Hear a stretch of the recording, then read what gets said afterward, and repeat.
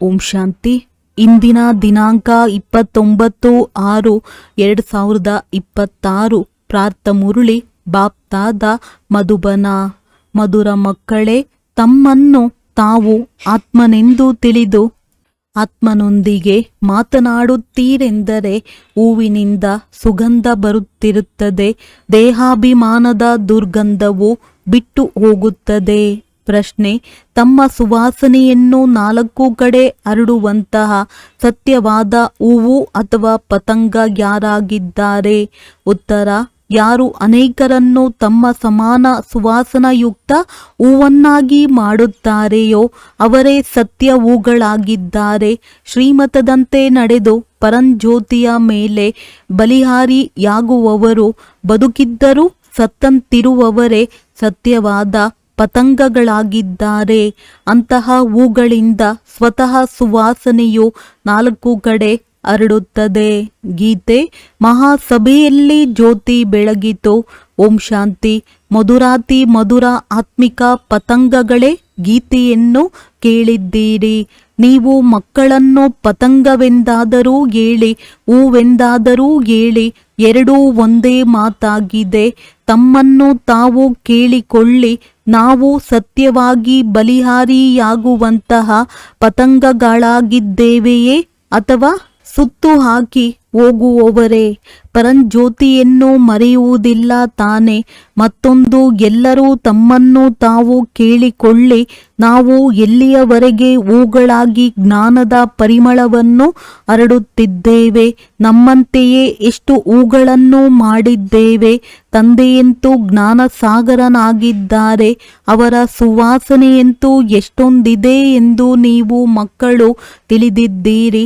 ಯಾರು ಒಳ್ಳೆಯ ಹೂಗಳು ಅಥವಾ ಪತಂಗಗಳಿರುತ್ತಾರೆಯೋ ಅವಶ್ಯವಾಗಿ ಅವರಿಂದ ಸುವಾಸನೆಯೂ ಬರುತ್ತದೆ. ಅವರು ಸದಾ ಖುಷಿಯಾಗಿರುತ್ತಾರೆ. ಬೇರೆಯವರನ್ನು ತಮ್ಮ ಸಮಾನ ಹೂಗಳನ್ನಾಗಿ ಅಥವಾ ಪತಂಗಗಳನ್ನಾಗಿ ಮಾಡುತ್ತಾರೆ. ಹೂಗಳನ್ನಾಗಿ ಮಾಡದಿದ್ದರೂ ಮೊಗ್ಗುಗಳನ್ನಾಗಿ ಮಾಡುತ್ತಾರೆ.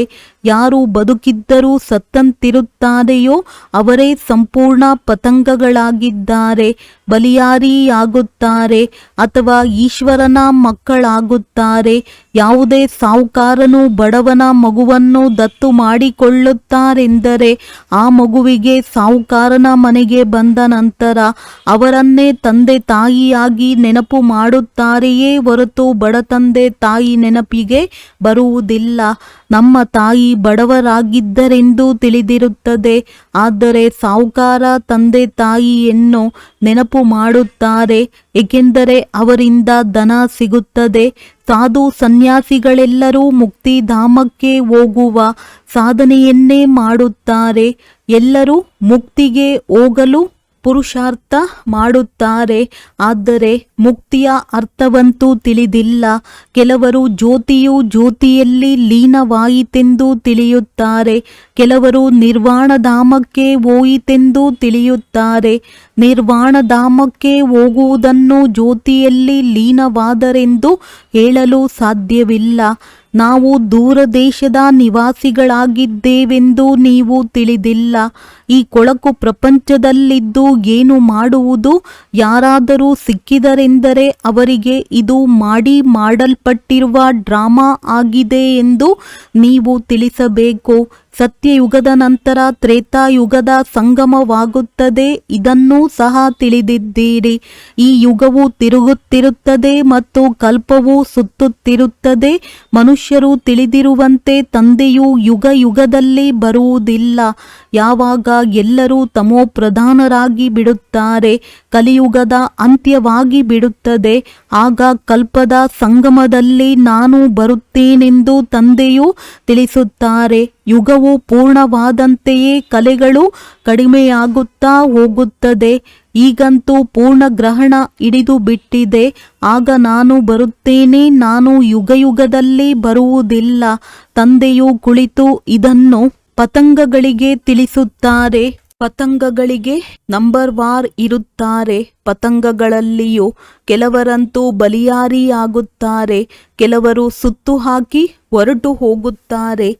ಶ್ರೀಮತದಂತೆ ನೀವೇ ನಡೆಯಲು ಸಾಧ್ಯ. ಒಂದು ವೇಳೆ ಎಲ್ಲಿಯಾದರೂ ಶ್ರೀಮತದಂತೆ ನಡೆಯದಿದ್ದರೆ ಮಾಯೆಯು ಸತಾಯಿಸುತ್ತಿರುತ್ತದೆ. ಶ್ರೀಮತ ಬಹಳ ಗಾಯನವಿದೆ. ಶ್ರೀಮದ್ ಭಗವದ್ಗೀತಾ ಎಂದೂ ಸಹ ಹೇಳುತ್ತಾರೆ. ನಂತರ ಕುಳಿತು ಶಾಸ್ತ್ರಗಳನ್ನು ಬರೆಯುತ್ತಾರೆ. ಆ ಸಮಯದಲ್ಲಿ ಬುದ್ಧಿಯು ರಜೋ ಸ್ಥಿತಿಯಲ್ಲಿರುವುದರ ಕಾರಣ ಕೃಷ್ಣನು ದ್ವಾಪರದಲ್ಲಿ ಬಂದನೆಂದು ಬರೆಯುತ್ತಾರೆ. ಯಾವಾಗ ದೇವಿ ದೇವತಾ ಧರ್ಮವು ಪ್ರಾಯಲೋಪವಾಗುತ್ತದೆಯೋ ಆಗ ನಾನು ಬರುತ್ತೇನೆ. ಬಾಕಿ ಎಲ್ಲ ಧರ್ಮಗಳಿರುತ್ತವೆ. ದೇವತಾ ಧರ್ಮದ ಮನುಷ್ಯರು ಪ್ರಾಯಲೋಪವಾಗಿ ಬಿಡುತ್ತಾರೆ ಎಂದಲ್ಲ, ಆದರೆ ತಾವೇ ದೇವಿ ದೇವತಾ ಧರ್ಮದವರಾಗಿದ್ದೇವೆಂದು ಮರೆತು ಹೋಗಿದ್ದಾರೆ. ತಮ್ಮನ್ನು ಹಿಂದೂ ಧರ್ಮದವರೆಂದು ಹೇಳಿಕೊಳ್ಳುತ್ತಾರೆ. ಇದು ಸಹ ಡ್ರಾಮಾದಲ್ಲಿ ನಿಗದಿಯಾಗಿದೆ. ಯಾವಾಗ ಮರೆತು ಹೋಗುತ್ತಾರೆಯೋ ಆಗ ನಾನು ಬಂದು ದೇವಿ ದೇವತಾ ಧರ್ಮದ ಸ್ಥಾಪನೆ ಮಾಡುತ್ತೇನೆ. ಈ ಒಬ್ಬ ತಂದೆಯೇ ಬಂದು ದುಃಖಧಾಮದಿಂದ ಸುಖಧಾಮದ ಮಾಲೀಕರನ್ನಾಗಿ ಮಾಡುತ್ತಾರೆ. ನೀವೀಗ ಹೇಳುತ್ತೀರಿ ನಾವು ನರಕದ ಮಾಲೀಕರಾಗಿದ್ದೇವೆ. ಪ್ರಪಂಚವಂತೂ ತಮೋ ಪ್ರಧಾನವಾಗಲೇಬೇಕು. ಎಲ್ಲರೂ ಪತಿತರಾಗಿದ್ದಾರೆ. ಆದ್ದರಿಂದ ಪವಿತ್ರರಾಗಿರುವವರ ಮುಂದೆ ಹೋಗಿ ನಮಸ್ಕಾರ ಮಾಡುತ್ತಾರೆ. ಈಗ ಶ್ರೀಮತದಂತೆ ನಡೆಯಿರಿ ಎಂದು ತಂದೆಯು ಹೇಳುತ್ತಾರೆ. ಜನ್ಮ ಜನ್ಮಾಂತರ ಹೊರೆಯು ತಲೆಯ ಮೇಲಿದೆ. ಇಲ್ಲದಿದ್ದರೆ ಅಯ್ಯೋ ಅಯ್ಯೋ ಎನ್ನಬೇಕಾಗುತ್ತದೆ. ಅವರಂತೂ ಆತ್ಮವು ನಿರ್ಲೇಪವೆಂದು ತಿಳಿದಿದ್ದಾರೆ. ಆದರೆ ಆತ್ಮವು ಸುಖ ದುಃಖ ಎರಡನ್ನೂ ಭೋಗಿಸುತ್ತದೆ. ಇದನ್ನು ಯಾರೂ ತಿಳಿದುಕೊಂಡಿಲ್ಲ. ಗುರಿಯು ಬಹಳ ದೊಡ್ಡದಾಗಿದೆ ಎಂದು ತಂದೆಯು ಬಹಳ ತಿಳಿಸುತ್ತಾರೆ. ಈ ಸಮಯದಲ್ಲಿ ನೀವು ದುಃಖಿಗಳಾಗಿದ್ದೀರಿ, ಆದ್ದರಿಂದ ಪುರುಷಾರ್ಥ ಮಾಡುತ್ತಿದ್ದೀರಿ. ಸತ್ಯಯುಗದಲ್ಲಿ ನಾವು ಬಹಳ ಸುಖಿಗಳಾಗಿರುತ್ತೇವೆ. ಅಲ್ಲಂತೂ ಮತ್ತೆ ದುಃಖಧಾಮಕ್ಕೆ ಹೋಗಬೇಕಾಗಿದೆ ಎಂದು ತಿಳಿದಿರುವುದಿಲ್ಲ. ನಾವು ಸುಖದಲ್ಲಿ ಹೇಗೆ ಬಂದೆವು, ಎಷ್ಟು ಜನ್ಮಗಳನ್ನು ಪಡೆದುಕೊಂಡೆವೆಂದು ತಿಳಿದಿರುವುದಿಲ್ಲ. ಈಗ ಯಾರು ಶ್ರೇಷ್ಠರಾಗಿದ್ದಾರೆ? ನೀವು ಈಶ್ವರನ ಮಕ್ಕಳಾಗಿರುವ ಕಾರಣ ಹೇಗೆ ಈಶ್ವರನು ಜ್ಞಾನಸಾಗರನಾಗಿದ್ದಾರೆಯೋ ಅವರಂತೆಯೇ ನೀವು ಜ್ಞಾನಸಾಗರನಾಗಿದ್ದೀರಿ. ಈಗ ನೀವು ಈಶ್ವರನ ಮಕ್ಕಳು ನಂಬರ್ ವಾರ್ ಆಗಿದ್ದೀರಿ. ಕೆಲವರಂತೂ ಬಹಳ ಮಸ್ತಿಯಲ್ಲಿರುತ್ತಾರೆ. ನಾವು ತಂದೆಯ ಮತದಂತೆ ನಡೆಯುತ್ತಿದ್ದೇವೆಂದು ತಿಳಿದಿರುತ್ತಾರೆ. ತಂದೆಯ ಮತದಂತೆ ಎಷ್ಟು ನಡೆಯುತ್ತೀರೋ ಅಷ್ಟೇ ಶ್ರೇಷ್ಠರಾಗುತ್ತೀರಿ. ತಂದೆಯು ಎದುರಿನಲ್ಲಿ ಕುಳಿತು ಮಕ್ಕಳಿಗೆ ತಿಳಿಸುತ್ತಾರೆ, ಮಕ್ಕಳೇ, ದೇಹಾಭಿಮಾನವನ್ನು ಬಿಟ್ಟು ದೇಹಿ ಅಭಿಮಾನಿಯಾಗಿ ನಿರಂತರ ನೆನಪು ಮಾಡಿ. ತಂದೆಯಂತೂ ಸದಾ ಸುಖದಾತನಾಗಿದ್ದಾರೆ. ತಂದೆಯೇ ದುಃಖವನ್ನು ಕೊಡುತ್ತಾರೆ ಎಂದಲ್ಲ. ತಂದೆಯು ಎಂದೂ ದುಃಖವನ್ನು ಕೊಡುವುದಿಲ್ಲ. ಮಕ್ಕಳು ತಪ್ಪು ನಡವಳಿಕೆಗಳಿಂದ ದುಃಖ ಪಡೆಯುತ್ತಾರೆ. ತಂದೆಯು ದುಃಖವನ್ನು ಕೊಡಲು ಸಾಧ್ಯವಿಲ್ಲ. ಏ ಭಗವಂತ, ಮಗುವನ್ನು ಕೊಡು, ಕುಲದ ವೃದ್ಧಿಯಾಗುತ್ತದೆ ಎಂದು ಭಗವಂತನನ್ನು ಕೇಳುತ್ತಾರೆ. ಮಗುವನ್ನು ಬಹಳ ಪ್ರೀತಿ ಮಾಡುತ್ತಾರೆ. ಬಾಕಿ ದುಃಖವಂತೂ ತಮ್ಮ ಕರ್ಮದನುಸಾರವಾಗಿಯೇ ಪಡೆಯುತ್ತಾರೆ. ಈಗ ನೀವು ಮಕ್ಕಳನ್ನು ಬಹಳ ಸುಖಿಯನ್ನಾಗಿ ಮಾಡುತ್ತಾರೆ. ಶ್ರೀಮತದಂತೆ ನಡೆಯಿರಿ. ಆಸುರಿ ಮತದಂತೆ ನಡೆಯುವುದರಿಂದ ದುಃಖವನ್ನು ಪಡೆಯುತ್ತೀರಿ. ಮಕ್ಕಳೇ, ತಂದೆ ಅಥವಾ ಶಿಕ್ಷಕ ಅಥವಾ ದೊಡ್ಡವರ ಆಜ್ಞೆಯ ಅನುಸಾರ ನಡೆಯದೇ ಇರುವುದರಿಂದ ದುಃಖಿಗಳಾಗುತ್ತಾರೆ. ಸ್ವತಃ ದುಃಖದಾಯಿಗಳಾಗುತ್ತಾರೆ. ಮಾಯೆಗೆ ವಶರಾಗಿ ಬಿಡುತ್ತಾರೆ. ಈಶ್ವರನ ಮತವು ನಿಮಗೆ ಈಗ ಸಿಗುತ್ತದೆ. ಈಶ್ವರನ ಮತದ ಫಲಿತಾಂಶವಾಗಿ 21 ಜನ್ಮಗಳು ನಡೆಯುತ್ತದೆ. ನಂತರ ಅರ್ಧಕಲ್ಪ ಮಾಯೆಯ ಮತದಂತೆ ನಡೆಯುತ್ತದೆ. ಈಶ್ವರನು ಒಂದೇ ಬಾರಿ ಬಂದು ಮತವನ್ನು ಕೊಡುತ್ತಾರೆ. ಮಾಯೆಯಂತೂ ಅರ್ಧಕಲ್ಪದಿಂದ ಮತವನ್ನು ಕೊಡುತ್ತಲೇ ಇರುತ್ತದೆ. ತಂದೆಯಂತೂ ಒಂದೇ ಬಾರಿ ಮತವನ್ನು ಕೊಡುತ್ತಾರೆ. ಮಾಯೆಯ ಮತದಂತೆ ನಡೆಯುವುದರಿಂದ 100% ದುರ್ಭಾಗ್ಯಶಾಲಿ ಆಗಿಬಿಡುತ್ತೀರಿ. ಯಾರು ಒಳ್ಳೊಳ್ಳೆಯ ಮಕ್ಕಳಿದ್ದಾರೆಯೋ ಅವರು ಸದಾ ಖುಷಿಯ ಮಸ್ತಿಯಲ್ಲಿರುತ್ತಾರೆ. ನಂಬರ್ ವಾರಂತೂ ಇದ್ದಾರಲ್ಲವೇ, ಪತಂಗಗಳು. ಕೆಲವರಂತೂ ತಂದೆಯ ಮಕ್ಕಳಾಗಿ ಶ್ರೀಮತದಂತೆ ನಡೆಯುತ್ತಾರೆ. ಬಡವರೇ ತಮ್ಮ ಲೆಕ್ಕವನ್ನು ಬರೆಯುತ್ತಾರೆ. ಸಾಹುಕಾರರಿಗೆ ಇಲ್ಲಿ ತಮ್ಮ ಹಣವನ್ನು ಎಲ್ಲಿ ತೆಗೆದುಕೊಂಡು ಬಿಡುತ್ತಾರೆಂದು ಅವರಿಗೆ ಭಯವಿರುತ್ತದೆ. ಸಾಹುಕಾರರಿಗೆ ಇದು ಬಹಳ ಕಷ್ಟ. ನಾನಂತೂ ಬಡವರ ಬಂಧುವಾಗಿದ್ದೇನೆ ಎಂದು ತಂದೆಯು ಹೇಳುತ್ತಾರೆ. ದಾನವನ್ನು ಸಹ ಯಾವಾಗಲೂ ಬಡವರಿಗೆ ಕೊಡಲಾಗುತ್ತದೆ. ಒಂದು ಇಡೀ ಅಕ್ಕಿಯನ್ನು ಕೊಟ್ಟು ಅರಮನೆಯನ್ನು ಪಡೆದನೆಂದು ಸುಧಾಮನ ಮಾತಿದೆಯಲ್ಲವೇ. ನೀವೆಲ್ಲ ಬಡವರೆಂದು ತಿಳಿದುಕೊಳ್ಳಿ. ಯಾರ ಬಳಿಯಾದರೂ 20, 5, 50 ರೂಗಳಿವೆ. ಅದರಿಂದ 20-25 ಪೈಸೆ ಕೊಡುತ್ತಾರೆ. ಸಾಹುಕಾರನು 50,000 ರೂಗಳನ್ನು ಕೊಡುತ್ತಾನೆಂದರೆ ಅದಕ್ಕೆ ಸಮಾನವಾಗಿ ಬಿಡುತ್ತದೆ. ಆದ್ದರಿಂದ ಬಡವರ ಬಂಧುವೆಂದು ಗಾಯನ ಮಾಡಲಾಗುತ್ತದೆ. ನಮಗೆ ಸಮಯವಿಲ್ಲ ಎಂದು ಸಾಹುಕಾರರು ಹೇಳುತ್ತಾರೆ, ಏಕೆಂದರೆ ಪೂರ್ಣ ನಿಶ್ಚಯವಿರುವುದಿಲ್ಲ. ನೀವಂತೂ ಬಡವರಾಗಿದ್ದೀರಿ. ಬಡವರಿಗೆ ಧನ ಸಿಗುವುದರಿಂದ ಬಹಳ ಖುಷಿಯಾಗುತ್ತದೆ. ಇಲ್ಲಿಯ ಬಡವರು ಅಲ್ಲಿ ಸಾಹುಕಾರರಾಗಿ ಬಿಡುತ್ತಾರೆ ಮತ್ತು ಇಲ್ಲಿಯ ಸಾಹುಕಾರರು ಅಲ್ಲಿ ಬಡವರಾಗಿ ಬಿಡುತ್ತಾರೆಂದು ತಂದೆಯು ತಿಳಿಸುತ್ತಾರೆ. ನಾವು ಯಜ್ಞದ ಬಗ್ಗೆ ಗಮನ ಕೊಡುವುದೋ ಅಥವಾ ಕುಟುಂಬದ ಬಗ್ಗೆ ಗಮನ ಕೊಡುವುದೋ ಎಂದು ಕೆಲವರು ಕೇಳುತ್ತಾರೆ. ನೀವು ನಿಮ್ಮ ಕುಟುಂಬದ ಬಗ್ಗೆ ಚೆನ್ನಾಗಿ ಸಂಭಾಲನೆ ಮಾಡಿ ಎಂದು ಹೇಳುತ್ತಾರೆ. ಒಳ್ಳೆಯದು. ಈ ಸಮಯದಲ್ಲಿ ನೀವು ಬಡವರಾಗಿದ್ದೀರಿ. ಸಾಹುಕಾರರಾಗಿದ್ದರೆ ತಂದೆಯಿಂದ ಪೂರ್ಣ ಆಸ್ತಿಯನ್ನು ತೆಗೆದುಕೊಳ್ಳಲು ಸಾಧ್ಯವಿಲ್ಲ. ಸನ್ಯಾಸಿಗಳು ಈ ರೀತಿ ಹೇಳುವುದಿಲ್ಲ. ಅವರಂತೂ ಹಣವನ್ನು ತೆಗೆದುಕೊಂಡು ತಮ್ಮ ಆಸ್ತಿಯನ್ನು ಮಾಡಿಕೊಳ್ಳುತ್ತಾರೆ. ಶಿವ ತಂದೆಯು ಮಾಡಲು ಸಾಧ್ಯವೇ? ಇಲ್ಲಿ ಮನೆ ಇತ್ಯಾದಿಗಳನ್ನು ನೀವೆಲ್ಲ ಮಕ್ಕಳಿಗಾಗಿ ಮಾಡಿದ್ದಾರೆ. ಇದು ಯಾರದೇ ಆಸ್ತಿಯಲ್ಲ. ಇದಂತೂ ಅಲ್ಪ ಕಾಲಕ್ಕಾಗಿ ಇದೆ.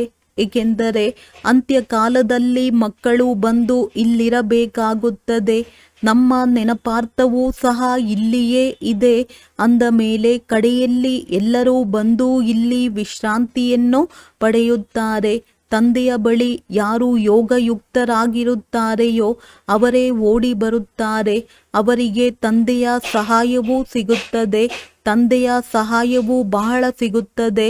ನೀವೆಲ್ಲರೂ ಇಲ್ಲಿ ಕುಳಿತು ವಿನಾಶ ನೋಡಬೇಕಾಗಿದೆ. ಮಕ್ಕಳಾದ ನಿಮಗೆ ಮನೋರಂಜನೆಯನ್ನು ಮೊದಲು ಹೇಗೆ ಕೊಟ್ಟರೋ ಹಾಗೆಯೇ ಅಂತ್ಯದಲ್ಲಿಯೂ ಸಹ ನಿಮ್ಮನ್ನು ಮನರಂಜಿಸಲು ಪ್ರಾರಂಭಿಸುತ್ತಾರೆ. ಬಹಳ ಪ್ರೀತಿ ಮಾಡುತ್ತಾರೆ. ಹೇಗೆ ವೈಕುಂಠದಲ್ಲಿ ಕುಳಿತಿರುವಂತೆ ಅದು ಸಮೀಪ ಬರುತ್ತಾ ಹೋಗುತ್ತದೆ. ನಾವೀಗ ಯಾತ್ರೆಯಲ್ಲಿದ್ದೇವೆಂದು ನೀವು ತಿಳಿದಿದ್ದೀರಿ. ಸ್ವಲ್ಪ ಸಮಯದ ನಂತರ ವಿನಾಶವಾಗುತ್ತದೆ. ನೀವು ಬಹಳ ಖುಷಿಯಾಗಿ ಬಿಡುತ್ತೀರಿ. ನಾವು ಹೋಗಿ ಈ ರಾಜಕುಮಾರರಾಗುತ್ತೇವೆ ಅಷ್ಟೇ. ವಿಧ ವಿಧವಾದ ಹೂಗಳಿವೆ. ಪ್ರತಿಯೊಬ್ಬರೂ ನಾನೆಷ್ಟು ಜ್ಞಾನದ ಸುವಾಸನೆಯನ್ನು ಕೊಡುತ್ತೇವೆ, ಯಾರಿಗೆ ಜ್ಞಾನ ಯೋಗದ ಶಿಕ್ಷಣವನ್ನು ಕೊಡುತ್ತೇನೆ ಎಂದು ತಿಳಿದುಕೊಳ್ಳುತ್ತೇವೆ. ಯಾರು ಜ್ಞಾನವನ್ನು ತಿಳಿಸುತ್ತಾರೆಯೋ ಅವರು ಪ್ರಫುಲ್ಲಿತರಾಗಿರುತ್ತಾರೆ. ಇವರು ಯಾವ ಸ್ಥಿತಿಯಲ್ಲಿರುತ್ತಾರೆಂದು ತಂದೆಯೂ ತಿಳಿದಿರುತ್ತಾರೆ. ಇವರ ಯಾವ ಸ್ಥಿತಿಯವರೆಗೆ ಗ್ಯಾಲಪ್ ಮಾಡುತ್ತಾರೆಂದು ತಿಳಿದಿರುತ್ತಾರೆ. ಯಾರು ಪತಂಗಗಳಾಗಿರುತ್ತಾರೆಯೋ ಅವರೇ ಗ್ಯಾಲಪ್ ಮಾಡುತ್ತಾರೆ. ಮಾಯೆಯ ಬಿರುಗಾಳಿಗಳಂತೂ ಬಹಳ ಬರುತ್ತವೆ. ಆದರೆ ಅವುಗಳಿಂದ ಸುರಕ್ಷಿತರಾಗಿರಿ ಎಂದು ತಂದೆಯು ತಿಳಿಸುತ್ತಾರೆ. ಈ ರಾಜಯೋಗವನ್ನು ಕಲಿಸಲು ಪರಮಪಿತ ಪರಮಾತ್ಮ ಬರುತ್ತಾರೆ. ಪರಮಾತ್ಮನು ಬಂದು ಆತ್ಮಗಳಿಗೆ ತಿಳಿಸುತ್ತಾರೆ. ಆತ್ಮದ ಜ್ಞಾನ ನಾನಾತ್ಮ ನನ್ನ ಈ ಸಹೋದರ ಆತ್ಮನಿಗೆ ತಿಳಿಸುತ್ತೇನೆ. ಹೇಗೆ ಪರಮಾತ್ಮ ತಂದೆಯು ಆತ್ಮ ಮಕ್ಕಳಿಗೆ ತಿಳಿಸುತ್ತಾರೆಯೋ ಹಾಗೆಯೇ ನಾವು ಸಹ ಆತ್ಮರಾಗಿದ್ದೇವೆ. ತಂದೆಯು ನಮ್ಮೆಲ್ಲರಿಗೂ ತಿಳಿಸುತ್ತಾರೆ, ನಂತರ ನಾವು ಈ ಆತ್ಮಗಳಿಗೆ ತಿಳಿಸುತ್ತೇವೆ.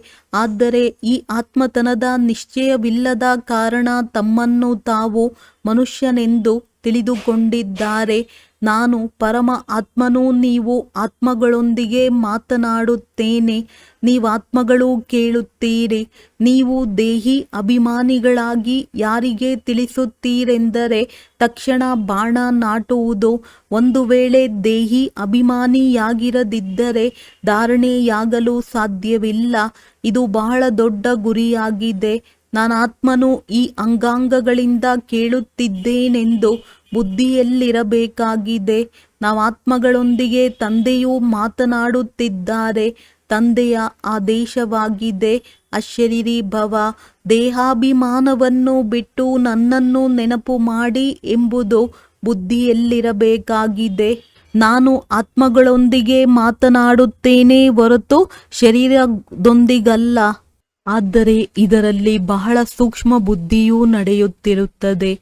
ನಾನಾತ್ಮ ಇವರ ಆತ್ಮಕ್ಕೆ ತಿಳಿಸುತ್ತಿದ್ದೇನೆ. ಇವರು ನನ್ನ ಸಹೋದರನಾಗಿದ್ದಾರೆ. ಇವರಿಗೆ ನಾನು ಮಾರ್ಗವನ್ನು ತೋರಿಸಬೇಕಾಗಿದೆ. ಆತ್ಮವೇ ತಿಳಿದುಕೊಳ್ಳುತ್ತಿದೆ ಎಂದು ತಿಳಿದುಕೊಂಡಾಗ ಬಾಣವು ನಾಟುವುದು.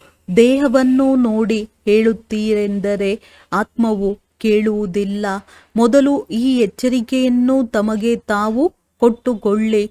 ಆತ್ಮದೊಂದಿಗೆ ಮಾತನಾಡುತ್ತಿದ್ದೇನೆ. ಆತ್ಮವಂತೂ ಪುರುಷನೂ ಅಲ್ಲ, ಸ್ತ್ರೀಯೂ ಅಲ್ಲ. ಆತ್ಮವಂತೂ ವಿಭಿನ್ನವಾಗಿದೆ. ಪುರುಷ, ಸ್ತ್ರೀ ಎಂದು ಶರೀರದಿಂದ ಹೆಸರುಗಳು ಬರುತ್ತವೆ. ಬ್ರಹ್ಮ ಸರಸ್ವತಿಯನ್ನು ಪುರುಷ, ಸ್ತ್ರೀ ಎಂದು ಹೇಳುತ್ತಾರಲ್ಲವೇ? ಶಿವ ತಂದೆಯನ್ನು ಪುರುಷನೆಂದು ಹೇಳುವುದಿಲ್ಲ, ಸ್ತ್ರೀ ಎಂದು ಹೇಳುವುದಿಲ್ಲ. ಅಂದ ಮೇಲೆ ತಂದೆಯು ಆತ್ಮಗಳಿಗೆ ತಿಳಿಸುತ್ತಾರೆ. ಇದು ಬಹಳ ದೊಡ್ಡ ಗುರಿಯಾಗಿದೆ. ಪಾಯಿಂಟ್ ಬಹಳ ಕಠಿಣವಾಗಿದೆ. ಆತ್ಮಕ್ಕೆ ಇಂಜೆಕ್ಷನ್ ಬಿದ್ದಾಗ ದೇಹಾಭಿಮಾನವು ಹೊರಟು ಹೋಗುತ್ತದೆ. ಇಲ್ಲದಿದ್ದರೆ ಸುವಾಸನೆಯೂ ಬರುವುದಿಲ್ಲ, ಶಕ್ತಿಯೂ ಇರುವುದಿಲ್ಲ. ಮಾತಂತೂ ಬಹಳ ಚಿಕ್ಕದಾಗಿದೆ. ನಾವಾತ್ಮರೊಂದಿಗೆ ಮಾತನಾಡುತ್ತಿದ್ದೇವೆ. ನೀವೀಗ ಹಿಂತಿರುಗಿ ಹೋಗಬೇಕಾಗಿದೆ. ಆದ್ದರಿಂದ ದೇಹಿ ಅಭಿಮಾನಿಯಾಗಿ ಎಂದು ತಂದೆಯು ಹೇಳುತ್ತಾರೆ. ಮನ್ಮನಾಭವ ನಂತರ ಸ್ವಾಭಾವಿಕವಾಗಿ ಮಧ್ಯಾಜೀಭವವು ಬಂದು ಬಿಡುತ್ತದೆ. ಈಗ ಬಹಳ ದೊಡ್ಡ ಸೂಕ್ಷ್ಮ ಬುದ್ಧಿ ಸಿಗುತ್ತದೆ. ಮುಂಜಾನೆಯೇ ಎದ್ದು ಕುಳಿತು ವಿಚಾರ ಸಾಗರ ಮಂಥನ ಮಾಡಬೇಕಾಗಿದೆ. ಇಡೀ ದಿನದಲ್ಲಿ ಸರ್ವಿಸ್ ಮಾಡಬೇಕು. ಏಕೆಂದರೆ ನೀವು ಕರ್ಮಯೋಗಿಗಳಾಗಿದ್ದೀರಿ. ನಿದ್ರೆಯನ್ನು ಗೆಲ್ಲುವವರಾಗಿದ್ದೀರೆಂದು ಬರೆಯುತ್ತಾರೆ. ರಾತ್ರಿಯಲ್ಲಿ ಎಚ್ಚರವಾಗಿದ್ದು ಸಂಪಾದನೆ ಮಾಡಿಕೊಳ್ಳಿ. ದಿನದಲ್ಲಂತೂ ಮಾಯೆಯ ಬಹಳ ಪ್ರಭಾವವಿರುತ್ತದೆ. ಅಮೃತ್ ವೇಳೆಯ ವಾಯುಮಂಡಲವು ಬಹಳ ಚೆನ್ನಾಗಿರುತ್ತದೆ. ಇಂತಹ ಸಮಯದಲ್ಲಿ ಎದ್ದು ಕುಳಿತು ವಿಚಾರ ಸಾಗರ ಮಂಥನ ಮಾಡುತ್ತೇವೆಂದು ತಂದೆಗೆ ಯಾರೂ ಬರೆಯುವುದಿಲ್ಲ. ಇದರಲ್ಲಿ ಪರಿಶ್ರಮವಿದೆ. ನೀವು ವಿಶ್ವದ ಮಾಲೀಕರಾಗುತ್ತೀರಿ. ಇಲ್ಲಂತೂ ಹದ್ದಿನ ಮಾಲೀಕರಾಗಿದ್ದೀರಿ. ನೀರಿನ ಪರಿಮಿತಿಯ ಬಗ್ಗೆಯೂ ಎಷ್ಟೊಂದು ಜಗಳ ನಡೆಯುತ್ತದೆ. ಶತ್ರುತ್ವ ಬಂದು ಬಿಟ್ಟಿದೆ. ಒಬ್ಬರನ್ನೊಬ್ಬರು ಸಹೋದರರೆಂದು ತಿಳಿದಿಲ್ಲ. ಕೇವಲ ನಾವೆಲ್ಲರೂ ಒಂದು ಎಂದು ಹೇಳುತ್ತಾರೆ. ಒಂದಾಗಲು ಸಾಧ್ಯವೇ ಇಲ್ಲ. ಅನೇಕ ಆತ್ಮಗಳಿದ್ದಾರೆ. ಎಲ್ಲರದ್ದು ಅವರವರ ಪಾತ್ರಗಳಿವೆ. ನೀವು ಇಲ್ಲಿ ಕುಳಿತಿದ್ದೀರಿ. ಕಲ್ಪದ ಹಿಂದೆಯೂ ಸಹ ಹೀಗೆ ಕುಳಿತಿದ್ದೀರಿ. ಎಲೆಯು ಅಲುಗಾಡಿತೆಂದರೂ ಸಹ ಅದು ಡ್ರಾಮಾ ಅನುಸಾರ. ಒಂದೊಂದು ಎಲೆಯನ್ನು ಪರಮಾತ್ಮನು ಅಲುಗಾಡಿಸುತ್ತಾನೆ ಎಂದಲ್ಲ. ಇಂತಹ ಮಾತುಗಳನ್ನು ತಿಳಿದುಕೊಂಡು ನಂತರ ತಿಳಿಸಬೇಕಾಗಿದೆ. ಪ್ರತಿಯೊಬ್ಬರೂ ನಾವು ಪತಂಗಗಳಾಗಿದ್ದೇವೆಯೇ ಅಥವಾ ಇಲ್ಲವೇ ಎಂದು ತಿಳಿದುಕೊಳ್ಳಬಹುದು. ನಾವು ತಂದೆಯ ಮತದಂತೆಯೇ ನಡೆಯುತ್ತಿರುತ್ತೇವೆ. ವ್ಯರ್ಥ ಮಾತುಗಳನ್ನು ಮಾತನಾಡುವುದಿಲ್ಲ. ನಮ್ಮ ಹಣವಂತೂ ಪಾಪದ ಕಡೆ ಹೋಗುತ್ತಿಲ್ಲ ಅಷ್ಟೇ. ಒಳ್ಳೆಯದು. ಮಧುರಾತಿ ಮಧುರ ಅಗಲಿ ಹೋಗಿ ಮರಳಿ ಸಿಕ್ಕಿರುವ ಮಕ್ಕಳ ಪ್ರತಿ ಮಾತ್ಪಿತಾ ಬಾಪ್ ತಾದಾರವರ ನೆನಪು, ಪ್ರೀತಿ ಹಾಗೂ ಸುಪ್ರಭಾತ. ಆತ್ಮಿಕ ಮಕ್ಕಳಿಗೆ ಆತ್ಮಿಕ ತಂದೆಯ ನಮಸ್ತೆ. ಧಾರಣೆಗಾಗಿ ಮುಖ್ಯ ಸಾರ: ಸ್ವಯಂ ತಮ್ಮನ್ನು ಆತ್ಮನೆಂದು ತಿಳಿದು ಆತ್ಮದೊಂದಿಗೆ ಮಾತನಾಡಬೇಕಾಗಿದೆ. ದೇಹಿ ಅಭಿಮಾನಿಯಾಗಿ ಹೇಳುವ ಕೇಳುವುದರಿಂದ ಚೆನ್ನಾಗಿ ಧಾರಣೆಯಾಗುತ್ತದೆ. ನಿದ್ರೆಯನ್ನು ಗೆಲ್ಲುವಂತವರಾಗಿ ರಾತ್ರಿಯಲ್ಲಿ ಎಚ್ಚರವಾಗಿದ್ದು ಸಂಪಾದನೆ ಮಾಡಿಕೊಳ್ಳಬೇಕಾಗಿದೆ. ವಿಚಾರ ಸಾಗರ ಮಂಥನ ಮಾಡಬೇಕಾಗಿದೆ. ಯಾವುದೇ ವ್ಯರ್ಥ ಮಾತುಗಳಲ್ಲಿ ತಮ್ಮ ಸಮಯವನ್ನು ವ್ಯರ್ಥ ಮಾಡಬಾರದು. ವರದಾನ: ತಪಸ್ಸಿನ ಮೂಲಕ ತಮ್ಮ ವಿಕರ್ಮಗಳ ಅಥವಾ ತಮೋಗುಣದ ಸಂಸ್ಕಾರವನ್ನು ಭಸ್ಮಗೊಳಿಸುವಂತಹ ತಪಸ್ವಿ ಮೂರ್ತಿ ಭವ. ಹೇಗೆ ಈಗ ಈಶ್ವರನ ಪಾಲನೆಯ ಕರ್ತವ್ಯವು ನಡೆಯುತ್ತಿದೆ, ಹಾಗೆಯೇ ಅಂತ್ಯದಲ್ಲಿ ತಪಸ್ಸಿನ ಮೂಲಕ ತಮ್ಮ ವಿಕರ್ಮಗಳ ಹಾಗೂ ಪ್ರತಿಯೊಂದು ಆತ್ಮನ ತಮೋಗುಣಿ ಸಂಸ್ಕಾರ ಅಥವಾ ಪ್ರಕೃತಿಯ ತಮೋಗುಣವನ್ನು ಭಸ್ಮಗೊಳಿಸುವ ಕರ್ತವ್ಯ ಆಗಬೇಕಾಗಿದೆ. ಇದಕ್ಕಾಗಿ ಸದಾ ಏಕರಸ ಸ್ಥಿತಿಯ ಆಸನದಲ್ಲಿ ಕುಳಿತುಕೊಂಡು ತಮ್ಮ ತಪಸ್ವಿ ರೂಪವನ್ನು ಪ್ರತ್ಯಕ್ಷಗೊಳಿಸಿರಿ. ತಮ್ಮ ಪ್ರತಿಯೊಂದು ಕರ್ಮೇಂದ್ರಿಯದಿಂದ ದೇಹಾಭಿಮಾನದ ತ್ಯಾಗ ಹಾಗೂ ಆತ್ಮಾಭಿಮಾನಿ ಆಗುವ ತಪಸ್ಸು ಪ್ರತ್ಯಕ್ಷ ರೂಪದಲ್ಲಿ ಕಾಣಿಸಲಿ. ಸ್ಲೋಗನ್: ಸಂಸ್ಕಾರಗಳ ಘರ್ಷಣೆಯಿಂದ ಪಾರಾಗುವುದಕ್ಕಾಗಿ ಬಾಲಕ ಹಾಗೂ ಮಾಲೀಕತ್ವದ ಸಮತೋಲನವನ್ನಿಡಿ. ಅವ್ಯಕ್ತ ಸೂಚನೆಗಳು: ಸದಾ ಹರ್ಷಿತರಾಗಿರಲು ತಮ್ಮ ಸ್ವಭಾವವನ್ನು ಸರಳ ಮಾಡಿಕೊಳ್ಳಿರಿ. ಸಹನಶೀಲರಾಗಿರಿ. ತಂದೆಯನ್ನು ಭೋಲಾನಾಥ ಎಂದು ಹೇಳುತ್ತಾರೆ, ಆದರೆ ಎದುರಿಸಲು ಸಾಧ್ಯವಿಲ್ಲದಷ್ಟು ಭೋಲವಲ್ಲ. ಭೋಲಾನಾಥನ ಜೊತೆ ಸರ್ವಶಕ್ತಿವಂತನೂ ಆಗಿದ್ದಾರೆ. ನೀವು ಸಹ ತಮ್ಮ ಶಕ್ತಿ ಸ್ವರೂಪವನ್ನು ಮರೆತು ಕೇವಲ ಭೋಲಾ ಆಗಬಾರದು, ಇಲ್ಲವೆಂದರೆ ಮಾಯೆಯ ಪೆಟ್ಟು ಬೀಳುವುದು. ಇಂತಹ ಶಕ್ತಿ ಸ್ವರೂಪರಾಗಿ ಯಾರನ್ನೂ ಮಾಯೆ ಎದುರಿಸುವುದಕ್ಕೆ ಮೊದಲೇ ನಮಸ್ಕಾರ ಮಾಡಿಬಿಡಲಿ. ಬಹಳ ಜಾಗರೂಕತೆ, ಎಚ್ಚರಿಕೆ, ಬುದ್ಧಿವಂತಿಕೆ ಇಂದಿರಿ. ಒಳ್ಳೆಯದು. ಓಂ ಶಾಂತಿ.